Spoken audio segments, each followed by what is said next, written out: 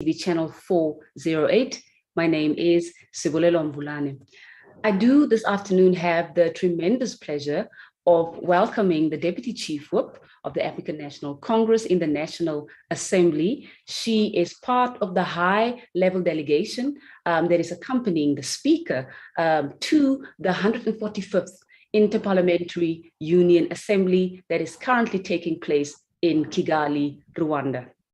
The Chief Whip is here to talk to us about her attendance, her recent attendance, rather, of the Forum of Young Parliamentarians, where she represented the SA Parliament. Deputy Chief Whip, may I take this opportunity to welcome you once again to this platform. Thank you very much for making the time to be with us this afternoon.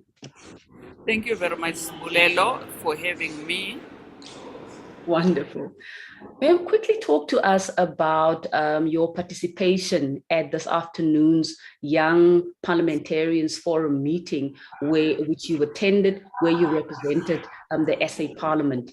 I know there were two main issues on the agenda. One of them was reporting back on work that has been done by the respective parliaments on making sure that they establish young parliamentarian forums across the globe. Speak to us quickly about that, ma'am. Thank you very much, Bulelo. Indeed, I attended the Youth Parliamentarians Forum this afternoon. Yes, they were giving different parliamentarians from different countries were giving updates on how far they've gone with regard to establishing the youth parliamentarians forums in their own respective parliaments.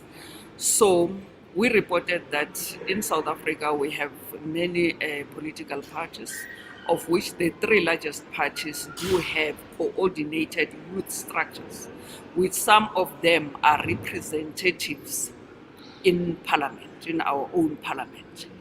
I also indicated that we do have young parliamentarians who are chairpersons of portfolio committees and also who are whips of those portfolio committees. So we indicated also that our parliament is in the process of formalizing the Youth Parliamentarians Forum. So next year, when they attend the IPU, they will be able to report on the progress made. What we are expected to do when we go back is to make sure that we formalize that structure so that they can have their own structure where they discuss issues of their concerns and also the well-being of young people in our country. I also indicated that we do have mayors after our local government elections in 2021. We do have mayors, speakers, chief whips of councils who have been elected to those positions after the local government elections. Then we have councillors who are made of young people in our country. So yeah, that is what we reported on, and that our parliament is working hard to make sure that the forum for young people is formalized. Indeed. Deputy Chief, you talk about the great strides indeed that have been made in ensuring that young people are actually deployed into key decision-making positions, and that is at local government. And of course, as you've also made reference to key positions like chairpersons of committees and whips and so forth. Talk to us about, obviously in the absence of a formalized structure that can report on a regular basis on the work that has been done, both in Parliament and in the executive, to advance the youth transformation agenda. What mechanisms are being used currently to ensure that young people are engaged on a regular basis? And we know that the Youth Parliament is one important platform, but in addition to the Youth Parliament, what other mechanisms are being used apart from the committee platform, the Youth Parliament platforms, and others? Thank you very much, Sibulelo.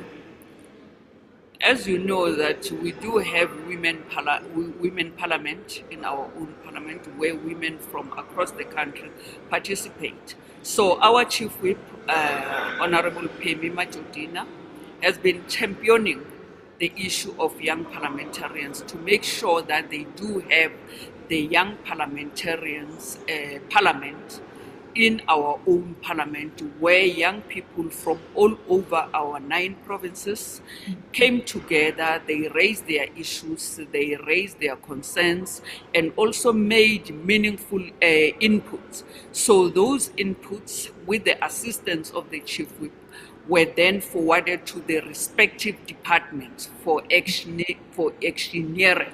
So that is the mechanism that is being used so far, with the assistance of our own chief whip of the majority party. Indeed. Now, when we go back to the issue of formalizing the structure of young parliamentarians in parliament, what is the role of, obviously under the leadership of the chief whip, but specifically your role as well as someone who's in a key decision-making position? What will be done from a chief whip's and a deputy chief whip's perspective to ensure that indeed the commitments that are being made with regards to formalizing the structure, that the process is actually expedited, and that this forum, indeed, by the next time that the assembly sits again, that we're able to provide a positive report with regards to the establishment of the forum? Thank you, Sibu. The office of the chief whip is one. So what the chief whip is doing, she does it on behalf of the office. So we will make sure that the youth parliamentarians forum is formalized. We will make sure, we will knock on all the doors that are there in parliament, as I have indicated that she has already started. So it's not only the youth parliamentarians forum that need to be established when it comes to IPU committees. We also need to, there's also a need to establish a portfolio committee on UN matters. As you know, currently we don't have a portfolio committees on UN matters.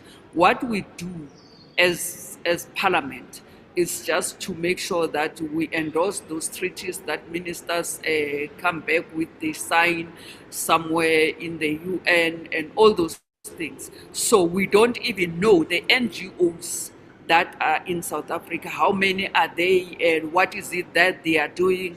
Do they make impact, and all those things? We don't know about that. So what we know is that each time when we come to this forum and you find yourself attending those committees, what you do is just to get into Google so that you can get information. But we are saying that we really need formalized structures where everyone will come back and report to those structures so that we know exactly what is it that is happening outside there. So the same goes to the youth parliamentarians forum. Ours is to give them support and make sure that these forums are established. Thank you.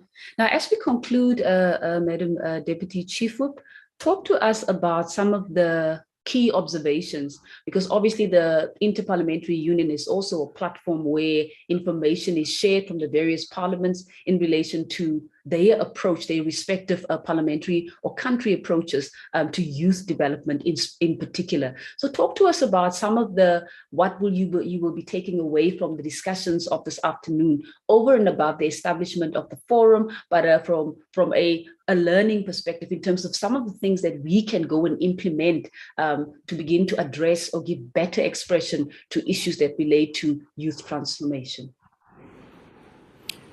Thank you, Sibu.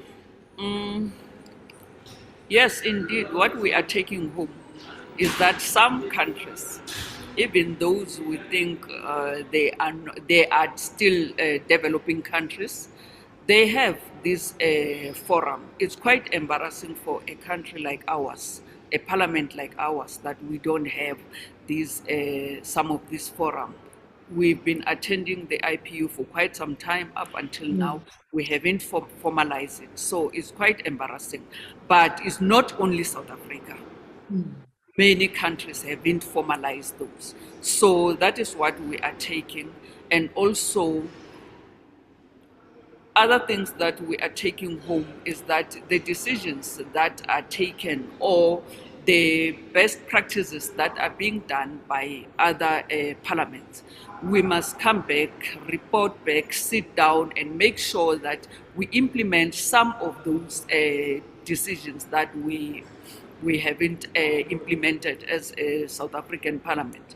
Then lastly, we are, with the absence of those, we are not that bad as a country, because some of the countries are learning from us. They are looking up to South African parliament. Absolutely. For them to improve their standing in society. So Tina, as parliament, as South African parliament, we have done well so far when it comes to youth and women representatives. Ours only is to make sure that we formalize what is not formalized. Thank you very much. Indeed. Deputy Chief Whip, thank you so much for the insights that you have shared with regards to your input that you've made at the Forum for Young Parliamentarians. And you are absolutely correct. There's a lot of strides that have been made. And also what needs to happen right now is to just ensure that the young people that are deployed will take that responsibility, the mandate of the youth of the country, and make sure that they bring about that impact. With that said, ma'am, thank you very much for making the time this afternoon. We do appreciate it.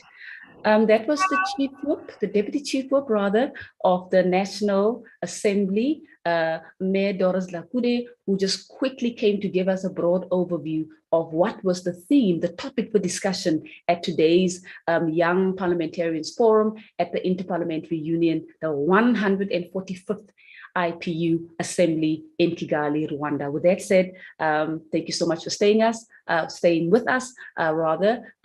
We do have more coming up, so do stay tuned. Recording stopped.